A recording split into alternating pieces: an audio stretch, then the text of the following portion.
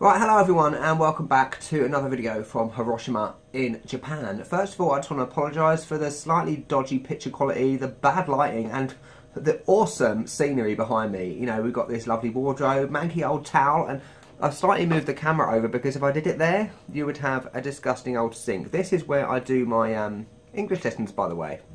Awesome.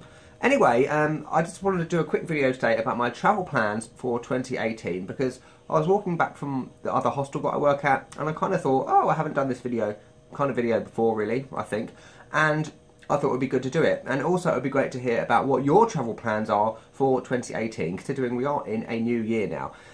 So basically, over Christmas and New Year, now, I've been doing a lot of thinking about what I want to do going forward, because one of the things I'm conscious of is that lately I've done a lot of videos that aren't really travel related, they're more guide videos, which I did say I was going to go back to doing because they're the more popular ones, and also teaching. I've done a lot of videos about teaching, well, like one, but there's more coming. But I'm conscious that I want to go back to doing a lot of travel videos. There are some coming from Hiroshima area next week, potentially 3, depending on how much time I get.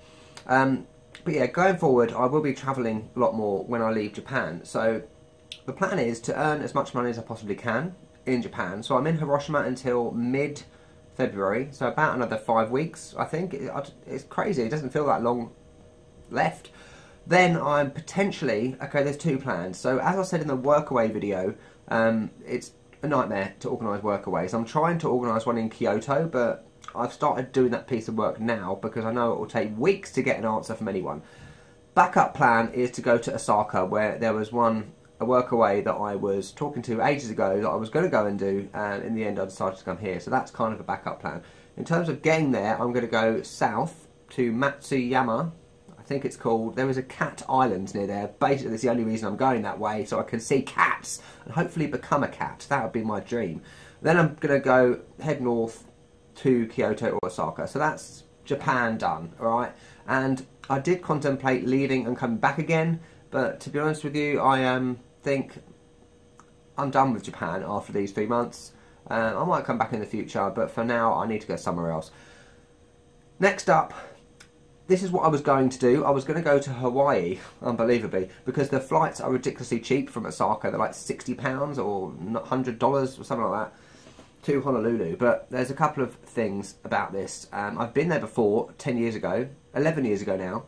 And the cost of it is just ridiculous in terms of getting between islands, the logistics of it in terms of having to rent a car on each island. I can't afford that. How I afforded that 10 years ago, I don't know. And then I was going to go to Mexico and probably spend the rest of the year in Central and South America. But the big problem with that is that pretty much all of my English students are in Europe. So if I was to teach when I was in Hawaii, I would have to do it in the middle of the night, which I'm not going to do. So I'm going back the other way. So Beijing is the next stop in, when is it? March, mid-March when I leave Japan. And the good thing about that is that if you saw my video that I did ages ago when I was in Shanghai, I think it was about August, September, it was about the 144-hour free transit visa, which allows you to enter China in specific cities for a certain period of time. And the Beijing one was 72 hours, but it was recently changed near the end of 2017, which is awesome because I can now stay there for 6 days effectively. So I'm really looking forward to that because I loved Shanghai and hopefully Beijing will be similar in terms of my level of amazingness.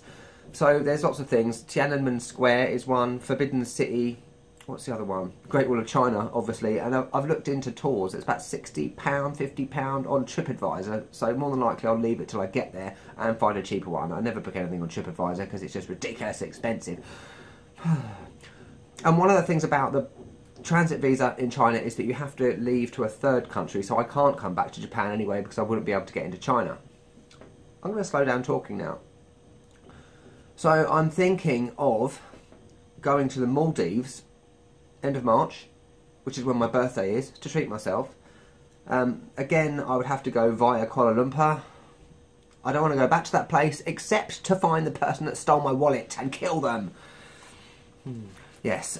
And then, after Maldives, maybe for a week, I don't know if budget travel was a thing there. It probably isn't.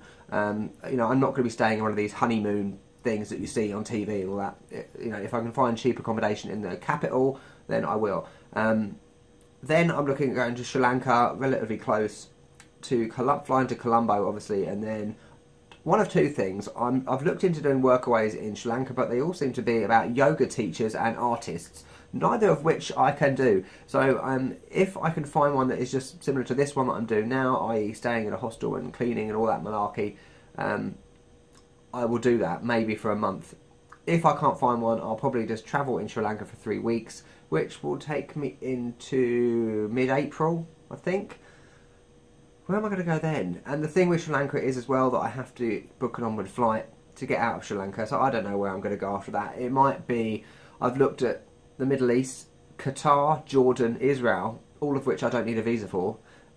However, similar to Maldives, budget backpacker life isn't exactly... What is that noise?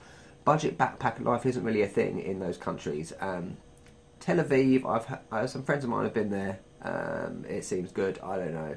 But it will all depend on money as well. I will be teaching during this whole time, so I'm going to cut my teaching down to Friday, Saturday, Sunday, because that is pretty much when my students are available. This will give me some time in the week to do other stuff as well. I'm looking at heading back to Europe, ultimately, and probably spending the summer in Europe, because, as I said about the teaching thing, it will be a lot easier for me to teach in the daytime than having to do it up until midnight, which I'm doing at the moment. And then after that, I don't know. Ideally, I would like to find a bit of a base in Europe somewhere, which will allow me to explore Europe, little trips from a base. I don't know, but that's pretty much what I'm doing. This video's at 6 minutes already, almost 7.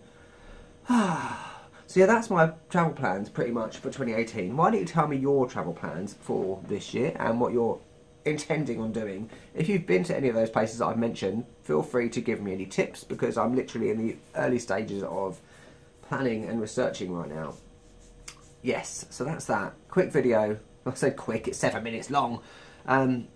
Yeah, awesome. I will see you soon next week, because I'm teaching all weekend, for some actual travel videos. Miyajima Island, Takahara and Rabbit Island. I'm just going to an island to see rabbits. Only in Japan, eh? Anyway, I'll catch you later.